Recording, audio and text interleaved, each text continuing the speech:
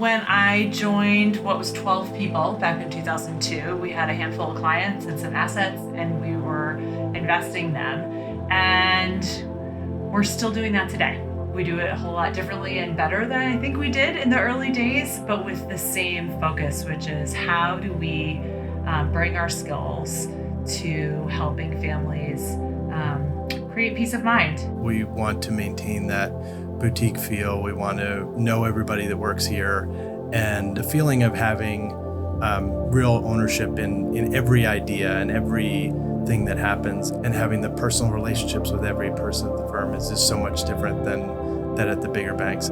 I think that my leadership style is really as a learner. Part of what I bring to the table is comfort with discomfort. We all have a bias toward action. We want to solve problems immediately.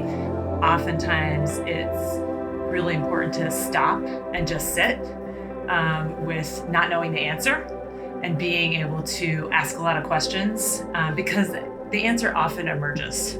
Our team gets the right answer. To me, that's the sleep at night component of the leadership side is knowing you have great leaders below allows for, in many cases, better outcomes than when you were doing it yourself.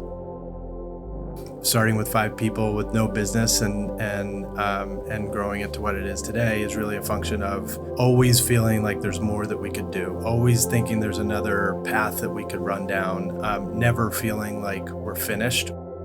Thinking back to when I joined the firm a long time ago, we were in different stages of life and actually had a different working relationship.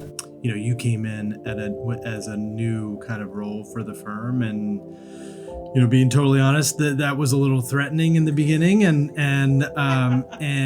at this point, truly a partnership, and I think you feel the same way. And that's something that only comes over time, and I think it has evolved even more so in the last few years. One of the things I appreciate the most about you is that you keep asking the right questions, right? And you make other people better, and then you underwrite on behalf of other people. People have the ability to change things if they need to be changed, to develop things if they need to be developed, and I think really feel ownership around the areas of their responsibility, and that's ultimately how you create future leaders and develop the team. One of my favorite things that people say and are like onboarding new employees is like, you've got an interesting perspective and there's nothing here that can't be changed. So we want to hear your ideas from the get-go. If there's a better way to do something, we want to explore it. There's an intellectual integrity around what's the best way to get something done, and that applies not just to the leadership at the partner level or